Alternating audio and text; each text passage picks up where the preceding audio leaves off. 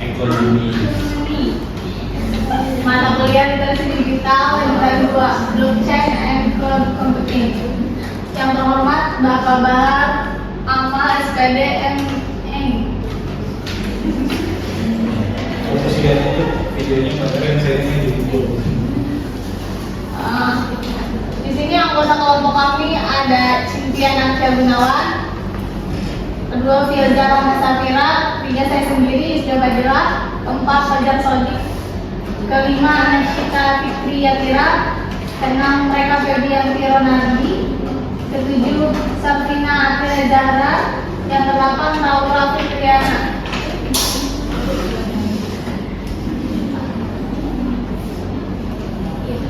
Identitas buku, judul buku blockchain, blueprint color penulis Melanie Swain, penerbit Oreli Media,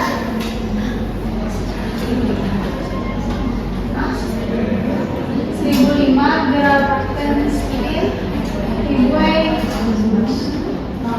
Not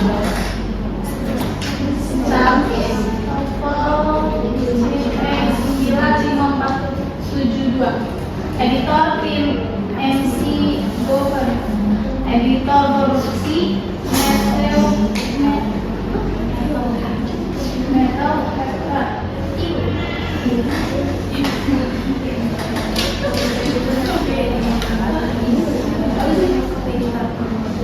editor Sajel Monarhan, penerbit Februari 2015 edisi pertama. Pengindeks Wendy Catalon F. David Skutanto, desainer sampul Erwin Olhausen.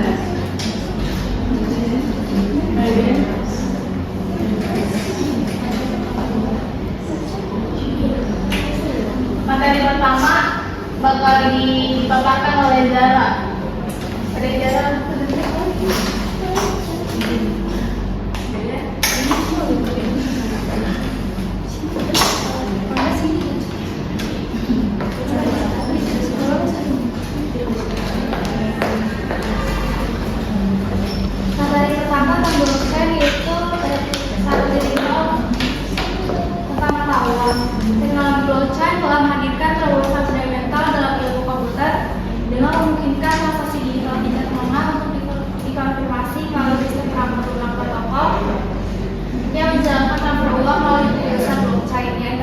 Dan dapat diakses oleh semua orang.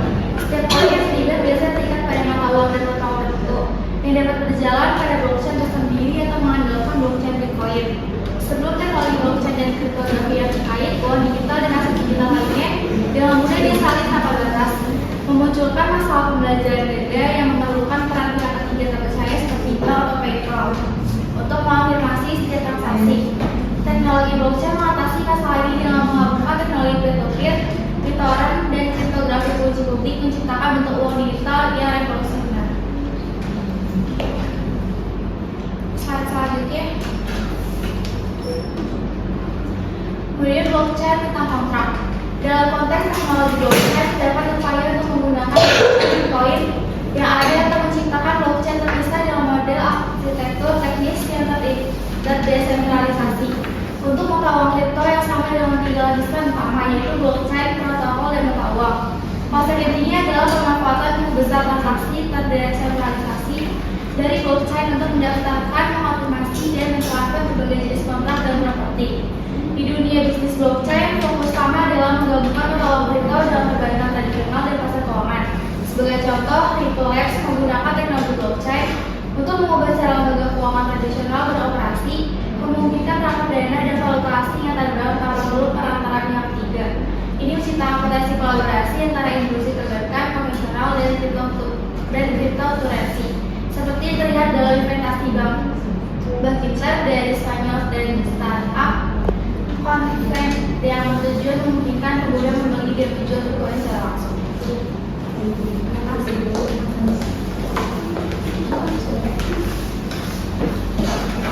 Selanjutnya Selanjutnya ada blockchain 3.0, yaitu penerapan keadilan di luar mata uang ekonomi dan pasar. Teknologi blockchain muncul sebagai paradigma baru yang memiliki potensi untuk mengubah berbagai sektor, termasuk pasar keuangan, pembayaran, dan jasa keuangan, serta memungkinkan perubahan serupa di berbagai industri di bidang kehidupan. Dengan sifatnya terdesentralisasi, teknologi blockchain menghadirkan model organisasi kegiatan yang lebih efisien daripada paradigma saat ini.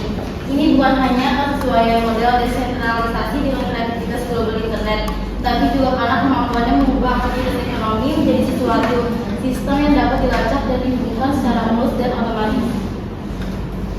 Teknologi blockchain memungkinkan pelacakan kontribusi kepada semua pihak dalam sistem ekonomi, bahkan dalam skala kecil, dengan transparansi yang tinggi dan kemampuan untuk menggabungkannya dalam tingkat makro. Ini membuka pintu bagi aktivitas terkoordinasi dalam jumlah transaksi yang sangat besar, menciptakan sistem transaksi universal yang sebelumnya tidak terbayangkan dalam aktivitas manusia. Dengan menggabungkan teknologi blockchain dengan big data, kita bisa memasuki era prediksi yang lebih kuat dalam input data besar, memungkinkan operasi otomatis melalui komputer dan ekonomi yang dapat memudahkan tugas-tugas dalam skala besar, yang pada gilirannya dapat mengurangi beban pekerjaan manusia. Dengan kata lain, teknologi blockchain membuka peluang untuk transformasi besar dalam cara kita mengorganisasi dan menjalankan aktivitas dalam berbagai bidang.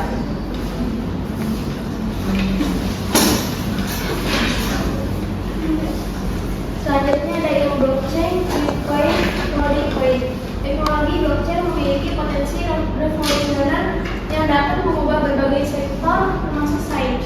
Beberapa proyek komputasi terdistribusi peer-to-peer menggunakan blockchain, di mana individu relawan berkontribusi pada siklus komputasi yang tidak terpakai. Untuk proyek-proyek seperti SET, ICOM, pencarian kecerdasan luar angkasa, dan Quantum Home, proyek Universitas Stanford. Dalam konteks blockchain, proyek-proyek ini bahkan telah menciptakan koin remuneratif seperti Bitcoin dan Dogecoin untuk memberikan penghargaan kepada peserta.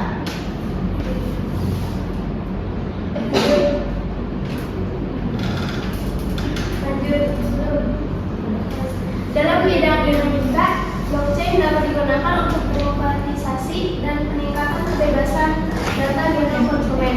Ini memungkinkan penyimpanan data genom yang aman dan terdesentralisasi di cloud untuk menghindari batas hukum dan jurisdiksi lokal. Blockchain juga bisa berperan dalam mengumpulkan genom secara industri dengan mungkin menggunakan model berskala yang lebih besar untuk mencapai pengurutan dengan throughput tinggi yang dibutuhkan untuk banyak individu. Kesehatan blockchain merupakan konsep lain di mana teknologi blockchain digunakan untuk aplikasi yang berhubungan dengan kesehatan. Ini memungkinkan penyimpanan data kesehatan yang dapat dianalisis secara pribadi dan memiliki sistem ekonomi yang tertanam. Penggunaan blockchain juga bisa diperluas ke pembelajaran kontrak pintar dalam konteks pembangunan di berbagai negara berkembang. Bitcoin dan Goldcoin adalah dua jenis cryptocurrency yang berbeda. Bitcoin adalah cryptocurrency sumber terbuka yang diberikan untuk komputasi ataupun pemecahan masalah pada proyek ilmiah. Bitcoin merupakan platform BOINC atau Berkeley Open Infrastructure for Network Computing untuk menghubungkan pengguna ke berbagai proyek penelitian yang diinsentifasi oleh Bitcoin. Sementara itu, Goldcoin adalah koin emas yang digunakan sebagai investasi emas.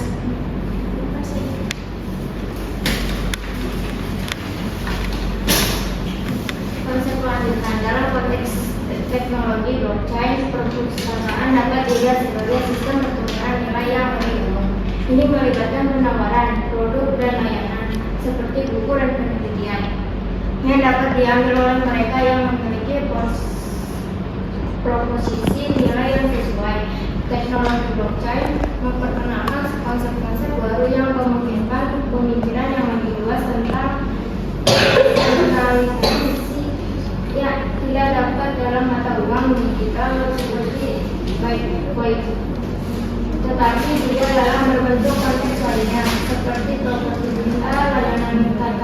pengolahan demokrasi yang dilegasikan dan biro kredit berbasis komunitas.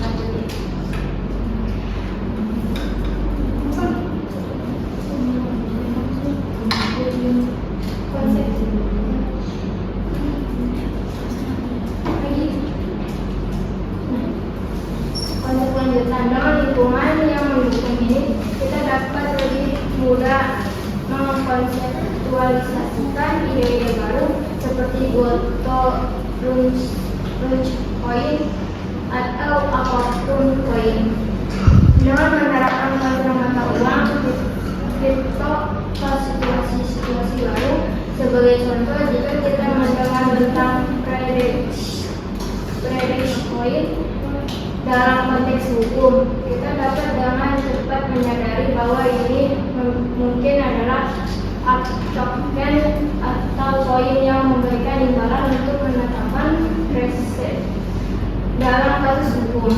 Ini menunjukkan cara teknologi blockchain kemungkinan pemikiran yang lebih fleksibel antara tingkat konsep umum dan aplikasi.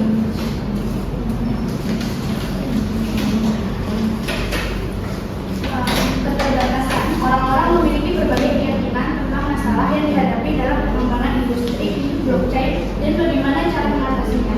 Ada pandangan yang berbeda tentang standar de facto blockchain, di mana beberapa orang melihat Bitcoin sebagai standar karena infrastrukturnya yang sudah ada, penggunaan yang luas dan efek jaringan yang besar. Namun ada tantangan besar dalam teknologi Bitcoin, termasuk batasan throughput yang saat ini hanya mampu memproses 7 transaksi per detik atau TPS dengan arus teoritis maksimum 7 TPS. Salah satu solusi yang diusulkan adalah meningkatkan ukuran blok, tetapi hal ini dapat mengakibatkan masalah lain terkait ukuran dan pembukaan blockchain. Juga untuk mencapai tingkat keamanan yang memadai, waktu konfirmasi transaksi menjadi lebih lama. Masalah lain yang perlu diatasi adalah serangan penambangan 51%, di mana satu entitas pertambangan dapat mengambil kendali atas blockchain dan melakukan pembelanjaan data. Ada juga kekhawatiran tentang keamanan kriptografi yang digunakan Bitcoin saat ini, seperti kriptografi kurva eliptik yang dapat dipecahkan pada tahun 2015. Selanjutnya ada kesimpulan. Teknologi blockchain merupakan elemen yang dapat melengkapi ruang kemungkinan dalam dunia masa depan yang mencakup model terpusat dan terdesentralisasi seperti banyak teknologi baru lainnya. Blockchain pada awalnya dianggap sebagai ide yang mengganggu, tetapi seiring berjalannya waktu ia dapat menjadi katalisator pengembangan ekosistem yang lebih besar yang mencakup elemen-elemen lama dan inovasi-inovasi baru. Selanjutnya, salah satu perkembangan menarik adalah keterkaitan antara blockchain dan kecerdasan buatan atau AI dalam menciptakan AI yang ramah atau bersahabat dengan manusia. Blockchain sebagai teknologi informasi mungkin dapat berperan sebagai penghubung dan memfasilitasi hubungan antara manusia dan berbagai jenis kecerdasan mesin. Ini bisa mengarah pada terciptanya kecerdasan buatan yang berinteraksi dengan manusia secara kooperatif dan moral, di mana bahkan agen yang mungkin memiliki niat jahat harus tampil sebagai agen yang baik untuk berpartisipasi dalam sistem.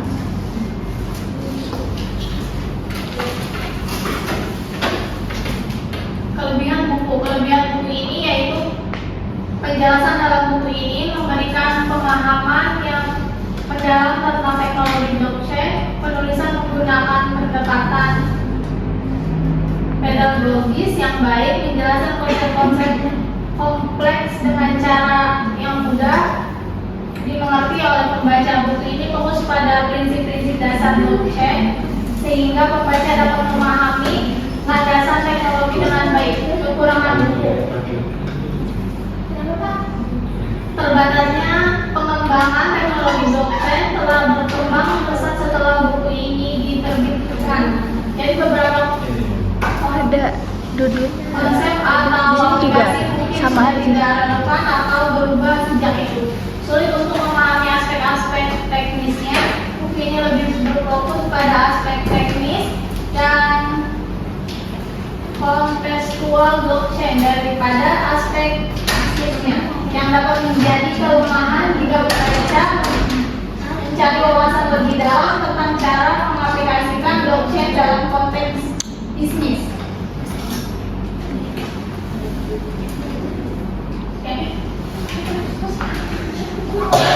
Lanjut ke perancangan arsitektur sistem distribusi bersubsidi dengan teknologi blockchain.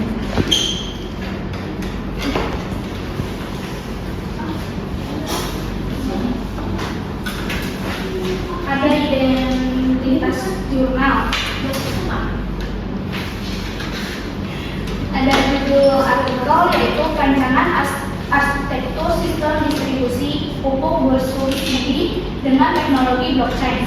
Jurnalnya yaitu Jurnal Teknik Informatika dan Sistem Informasi. Volume dan halaman volume 9 nomor 2 tahun 2023. Penulis Eko Purwanto, Aribowo dan Andi Wahju Raharjo Emmanuel. Selanjutnya. Tujuan penelitian. Penelitian ini bertujuan memperkuat pengawasan rantai pasok pupuk bersubsidi dengan menggunakan teknologi blockchain. Hal ini akan mendukung smart farming, meningkatkan transparansi dalam pengelolaan data pupuk bersubsidi, meningkatkan produktivitas dan efisiensi distribusi pupuk. Tujuan akhirnya adalah meningkatkan pelayanan kepada petani dan mengurangi biaya penyimpanan serta distribusi pupuk. Selanjutnya ada latar belakang. Latar belakang penelitian ini mencerminkan berbagai kendala dalam pelaksanaan program Kartu Tani untuk distribusi pupuk bersubsidi dan diinisiasi pemerintah. Kendala tersebut meliputi penolakan dari berbagai pihak seperti distributor, pengecer dan petani, serta masalah distribusi pupuk yang tidak tepat sasaran, pembebasan dan kurangnya pengetahuan petani tentang kartu tani. Selanjutnya.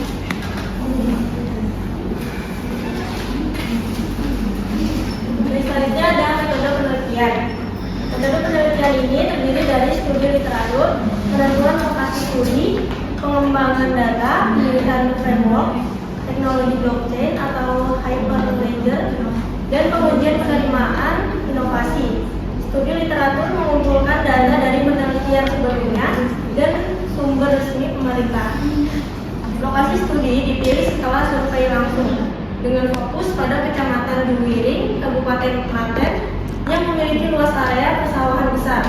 Framework Hyperledger dipilih berdasarkan kebutuhan fitur.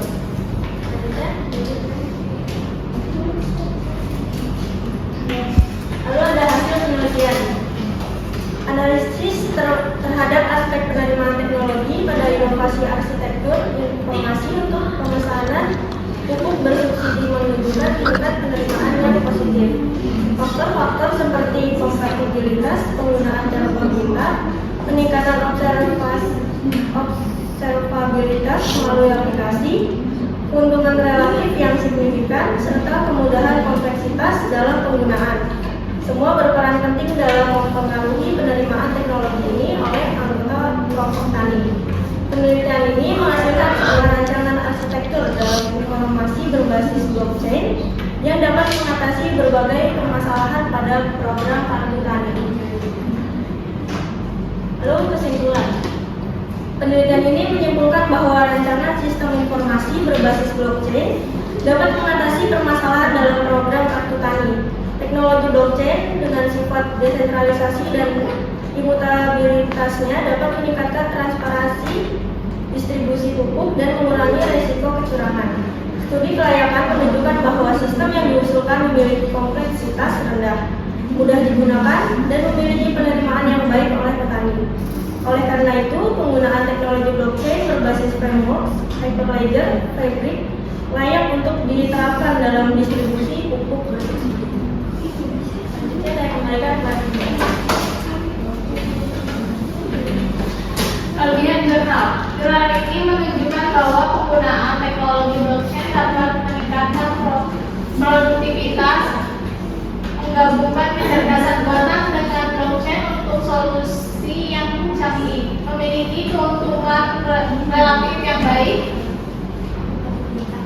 kompatibilitas dan observabilitas yang tinggi, kompleksitas rendah, potensi peningkatan layanan pada petani, dapat diterima oleh masyarakat dan berusaha mengatasi masalah distribusi pupuk bersubsidi.